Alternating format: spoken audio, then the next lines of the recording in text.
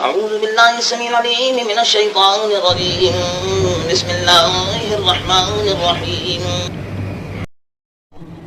الحمد لله الذي خلق السماوات والأرض وجعل الظلمات والنور ثم الذين كفروا بربهم يعدلون. هو الذي خلقكم من طين ثم قضى أجل مسمى عنده ثم أنتم تمترون. وهو الله في السماوات وفي الأرض يعلم سركم وجهركم ويعلم ما تكسبون وما تأتيهم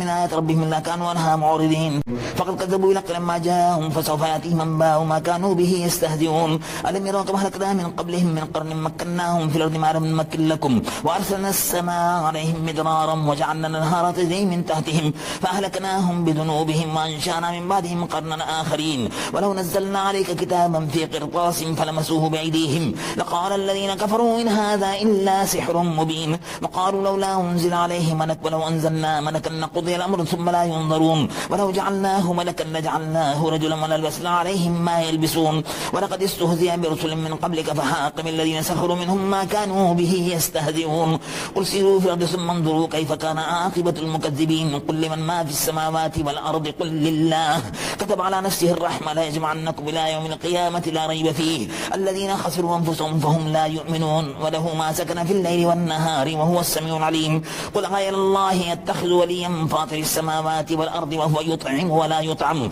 قل إني أمرت أن أكون أول من أسلم ولا تكونن من المشركين. قل إني أخاف إن عصيت ربي عذاب يوم عظيم من يصرف عنه يومئذ فقد رحمه وذلك الفوز المبين. وإن يمسسك الله بضر فلا كاشف له إلا هو وإن يمسسك بخير فهو على كل شيء قدير وهو القاهر فوق عباده وهو الحكيم الخبير. قل أي شيء أكبر شهادة قل الله شهيد بيني وبينكم وأوحي إلي هذا القرآن لأنذركم به ومن بلغ أئنكم لتشهدون أن مع الله آلهة أخرى قل لا أشهد قل إنما هو إله واحد وإنني بريء مما تشركون. الذين آتيناهم الكتاب يعرفونه كما يعرفون أبناءهم. الذين خسروا أنفسهم فهم لا يؤمنون. ومن أظلم ممن افترى على الله كذبا وكذب بآياته إنه لا يفلح الظالمون. ويوم نحشرهم جميعا ثم نقول للذين أشركوا أين شركاؤكم الذين كنتم تزعمون ثم لم تكن فتنتهم إلا أن قالوا والله ربنا ما كنا مشركين. انظروا كيف كذبوا على أنفسهم وضل عنهم ما كانوا يفترون.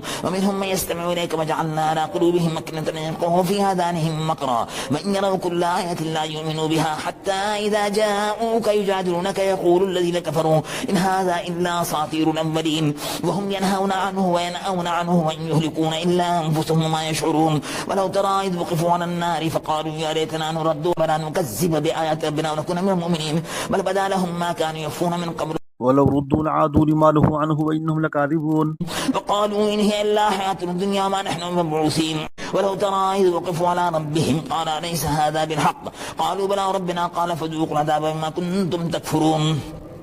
قد خسر الذين كذبوا بلقاء الله حتى إذا جاءتهم الساعة بغتة قالوا يا حسرتنا على ما فرطنا فيها وهم يحملون أوزارهم على ظهورهم ألا ساء ما يذرون. وما الحياة الدنيا إلا لعب ولهو وللدار الآخرة خير للذين يتقون فلا تعقلون.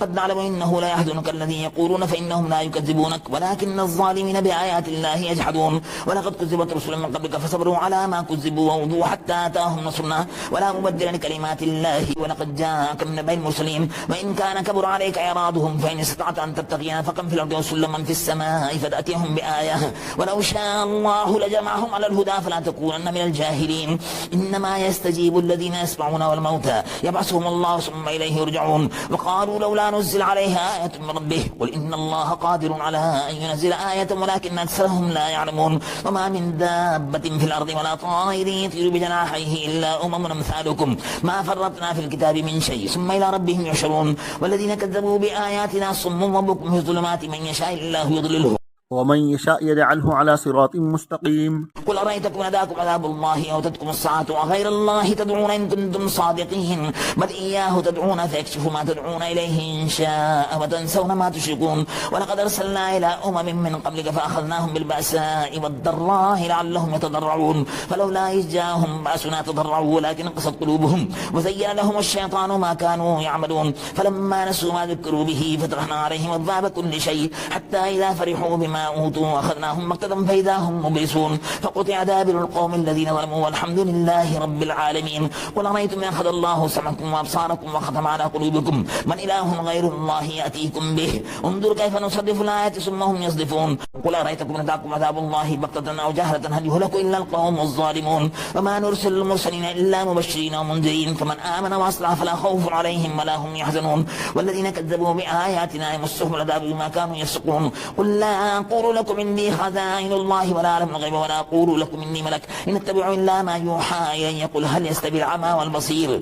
أفلا تتفكرون. وأنذر به الذين يخافون أن يحشروا إلى ربهم ليس لهم من دونه ولي ولا شفيع لعلهم يتقون. ولا تطرد الذين يدعون ربهم بالغداة والعشي يريدون وجهه ما عليك من حسابهم من شيء وما من حسابك عليهم من شيء فتطردهم فتكون من الظالمين. وكذلك فتنا بعضهم ببعض ليقولوا أهؤلاء من الله عليهم من بيننا أليس الله بأعلم بالشاكرين. وإذا جاءك الذين يؤمنون بآياتنا فقل سلام عليكم كتب ربكم على نفسه الرحمة أنه من عمل منكم سوءا بجهالة ثم تاب من بعده وأصلح فأنه غفور رحيم. وكذلك نفصل الآيات ولتستبين سبيل المجرمين. قل إني نهيت أن أعبد الذين تدعون من دون الله قل لا أتبع أهواءكم قد ضللت إذا وما أنا من المهتدين. قل إني على بينة من ربي فكذبتم به ما عندي ما تستعجلون به إن الحكم إلا لله يقص الحق وهو خير الفاصلين. قل لو أن عندي ما تستعجلون به لقضي الأمر بيني وبينكم والله أعلم بالظالمين. وعنده مفاتيح الغيب لا يعلمها إلا هو ويعلم ما في البر والبحر وما تسقط من ورقة لا يعلمها ولا حبة في ظلمات الأرض ولا رب ولا يابس إلا في كتاب مبين. وهو الذي يتوفاكم بالليل ويعلم ما جرحتم بالنهار ثم يبسكم فيه ليقضى أجل مسمى ثم إليه مرجعكم ثم ينبئكم بما كنتم تعملون.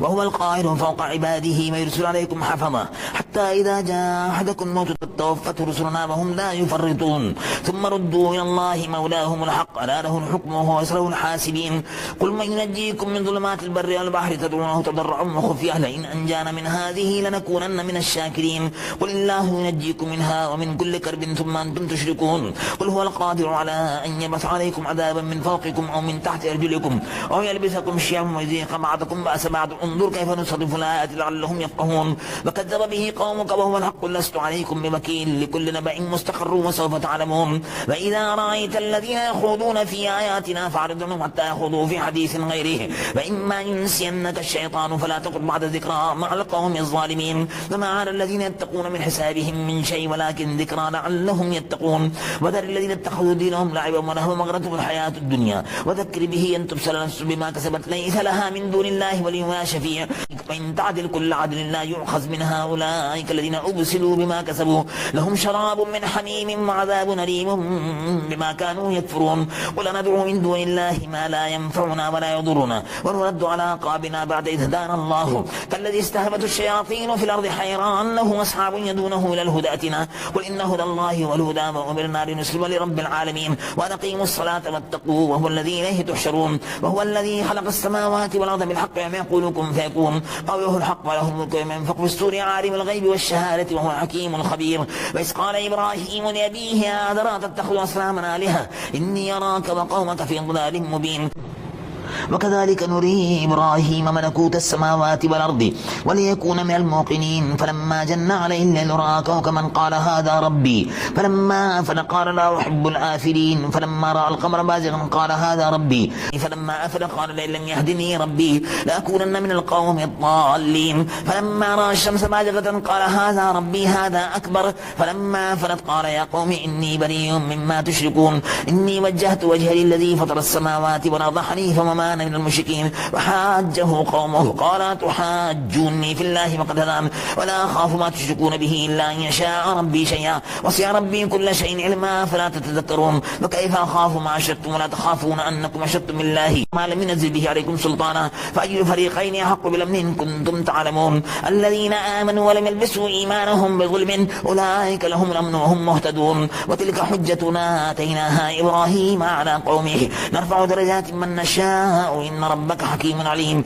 ووهبنا له إسحاق ويعقوب كلا هدينا ونوحا هدينا من قبل ومن ذريته داود وسليمان وأيوب ويوسف وموسى وهارون وكذلك ننزل المحسنين وزكريا ويحيى وعيسى وإلياس كل من الصالحين وإسماعيل واليسع ويونس ولوطا وكلا فضلنا على العالمين ومن آبائهم وذرياتهم وإخوانهم واجتبيناهم وهديناهم إلى صراط مستقيم ذلك هدى الله يهدي به من يشاء من عباده ولو أشركوا لأحبط عنهم ما كانوا يعملون أولئك الذين آتيناهم الكتاب والحكم والنبوة فإن يكفر بها هؤلاء فقد وكلنا بها قوما ليسوا بها بكافرين أولئك الذين هدى الله فبهداه مقتده قل لا أسألكم عليه أجرا إن هو إلا ذكرى للعالمين وما قدر الله حق قدره إذ قالوا ما أنزل الله على بشر من شيء قل من أنزل الكتاب الذي جاء به موسى نورا وهدى للناس تجعلونه قراطيس تبدونها وتخفون كثيرا وعلمتم ما لم تعلموا أنتم ولا آباؤكم قل الله ثم ذرهم في خوضهم يلعبون وهذا كتاب أنزلناه مبارك مصدق الذي بين يديه ولتنذر أم القرى ومن حولها والذين يؤمنون بالآخرة يؤمنون به وهم على صلاتهم يحافظون ومن أظلم ممن افترى على الله كذبا أو قال أوحي إلي ولم يوحى إليه شيء ومن قال سأنزل مثل ما أنزل الله ولو ترى إذ الظالمون في غمرات الموت والملائكة باسطوا أيديهم أخرجوا أنفسكم اليوم تجزون عذاب الهون بما كنتم تقولون على الله غير الحق وكنتم عن آياته تستكبرون ولقد جئتمونا فرادا كما خلقناكم أول مرة وتركتم ما خبلناكم وراء ظهوركم وما نرى معكم شفعاءكم الذين زعمتم أنهم فيكم شركاء لقد تقطع بينكم وضل عنكم ما كنتم تزعمون إن الله فارق الحب والنوى يخرج الحي من الميت ومخرج الميت من الحي ذلكم الله فأنا تؤفكون فارق الإصباح وجعل الليل سكنا والشمس والقمر حسبانا ذلك تقدير العزيز العليم وهو الذي جعل لكم النجوم لتهتدوا بها في ظلمات البر والبحر قد فصلنا الآيات لقوم يعلمون وهو الذي أنشأكم من نفس واحدة فمستقر ومستودع قد فصلنا الآيات لقوم يفقهون وهو الذي أنزل من السماء ماء فأخرجنا به نبات كل شيء فأخرجنا منه خضرا نخرج من حبا متراكبا ومن النخل من طلعها قنوان دانية وجنات من عناب والزيتون والرمان مشتبها وغير متشابه انظروا إلى ثمره إذا أثمر وينعه إن في ذلكم لآيات لقوم يؤمنون وجعلوا لله شركاء الجن وخلقهم وخلقوا له بنين وبنات بغير علم سبحانه وتعالى عما يصفون بديع السماوات والأرض أنى يكون له ولد ولم تكن له صاحبة وخلق كل شيء وهو بكل شيء عليم ذلكم الله ربكم لا إله إلا هو خالق كل شيء فاعبدوه وهو على كل شيء وكيل لا تدركه الأبصار وهو يدرك الأبصار وهو اللطيف الخبير قد جاءكم بصائر من ربكم فمن أبصر فلنفسه ومن عمي فعليها وما أنا عليكم بحفيظ وكذلك نصرف الآيات وليقولوا درست ولنبينه لقوم يعلمون اتبع ما أوحي إليك من ربك لا إله إلا هو وعدا للمشركين ولو شاء الله ما أشركوا وما جعلناك عليهم حفيظا وما أنت عليهم بوكيل ولا تسبوا الذين يدعون من دون الله فيسبوا الله عدوا بغير علم كذلك زينا لكل أمة عملهم ثم إلى ربهم مرجعهم فينبئهم بما كانوا يعملون وأقسموا بالله جهد أيمانهم لئن جاءتهم آية ليؤمنن بها قل إنما الآيات عند الله وما يشعركم أنها إذا جاءت لا يؤمنون ونقلب أفئدتهم وأبصارهم كما لم يؤمنوا به أول مرة ونذرهم في طغيانهم يعمهون ولو أننا نزلنا إليهم الملائكة وكلمهم الموتى وحشرنا عليهم كل شيء قبلا ما كانوا ليؤمنوا إلا أن يشاء الله ولكن أكثرهم يجهلون وكذلك جعلنا لكل نبي عدوا شياطين الإنس والجن يوحي بعضهم إلى بعض زخرف القول غرورا ولو شاء ربك ما فعلوه فذرهم وما يفترون ولتصغى إليه أفئدة الذين لا يؤمنون بالآخرة ولا يرضون وليقترفوا ما هم مقترفون أفغير الله يبتغي حكما وهو الذي أنزل إليكم الكتاب مفصلا والذين آتيناهم الكتاب يعلمون أنه منزل من ربك بالحق فلا تكونن من الممترين وتمت كلمة ربك صدقا وعدلا لا مبدل لكلماته وهو السميع العليم وإن تطع أكثر من في الأرض يضلوك عن سبيل الله إن يتبعون إلا الظن وإنهم إلا يخرصون إن ربك هو أعلم من يضل عن سبيله وهو أعلم بالمهتدين فكلوا مما ذكر اسم الله عليه إن كنتم بآياته مؤمنين وما لكم ألا تأكلوا مما ذكر اسم الله عليه وقد فصل لكم ما حرم عليكم إلا ما اضطررتم إليه وإن كثيرا لا يضلون بأهوائهم بأهوائهم بغير علم إن ربك هو أعلم بالمعتدين وذروا ظاهر الإثم وباطنه إن الذين يكسبون الإثم سيجزون بما كانوا يقترفون ولا تأكلوا مما لم يذكر اسم الله عليه فإنه لفسق وإن الشياطين ليوحون إلى أوليائهم ليجادلوكم وإن أطعتموهم إنكم لمشركون أفمن كان ميتا فأحييناه وجعلنا له نورا يمشي به في الناس كمن مثله في الظلمات ليس بخارج منها كذلك زين للكافرين ما كانوا يعملون وكذلك جعلنا في كل قرية أكابر مجرميها ليمكروا فيها وما يمكرون إلا بأنفسهم وما يشعرون وإذا جاءتهم آية قالوا لن نؤمن حتى نؤتى مثل ما أوتي رسل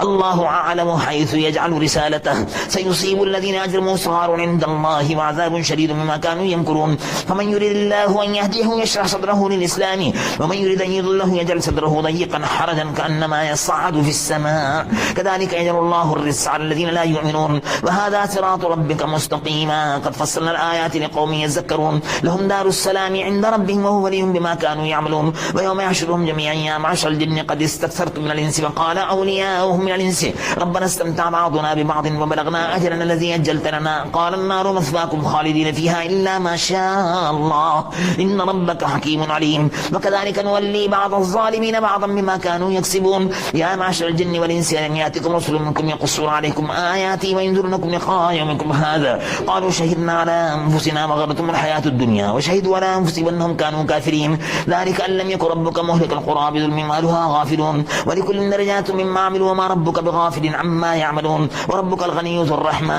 إن يشاء يذهبكم ويستخلفهم من بعدكم ما يشاء كما أنشاكم من ذرية قوم آخرين إنما توعدون لآت وما أنتم بمعجزين قل يا قوم اعملوا على مكانتكم إني عامل فسوف تعلمون من تكون له عاقبة الدار إنه لا يفلح الظالمون وجعلوا لله مما ذرأ من الحرث والأنعام نصيبا فقالوا هذا لله بزعمهم وهذا لشركائنا فما كان لشركائهم فلا يصل إلى الله وما كان لله فهو يصل إلى شركائهم ساء ما يحكمون وكذلك زين لكثير من المشركين قتل أولادهم شركاؤهم ليردوهم وليلبسوا عليهم دينهم ولو شاء الله ما فعلوه فذرهم وما يفترون وقالوا هذه أنعام وحرث حجر لا يطعمها إلا من نشاء بزعمهم وأنعام حرمت ظهورها وأنعام لا يذكرون اسم الله عليه افتراء عليه سيجزيهم بما كانوا يفترون وقالوا ما في بطون هذه الأنعام خالصة لذكورنا ومحرم على أزواجنا وإن يكن ميتة فهم فيه شركاء سيجزيهم وصفهم إنه حكيم عليم قد خسر الذين قتلوا أولادهم سفها بغير علم وحرموا ما رزقهم الله افتراء على الله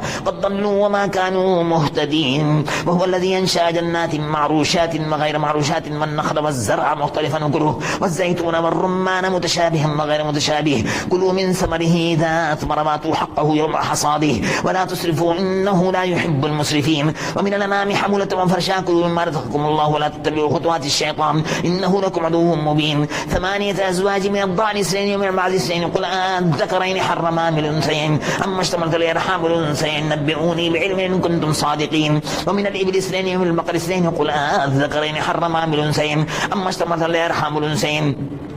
أم كنتم شهداء إذ وصاكم الله بهذا ومن أظلم من افترى على الله كذبا ليضل الناس بغير علم إن الله لا يهدي القوم الظالمين قل لا أجد فيما أوحي إلي محرما على طاعم يطعمه إلا أن يكون ميتة أو دما مسفوحا أو لحم خنزير فإنه رجس أو فسقا أحل لغير الله به فمن اضطر غير باغ ولا عاد فإن ربك غفور رحيم وعلى الذين هادوا حرمنا كل ذي ظفر ومن البقر والغنم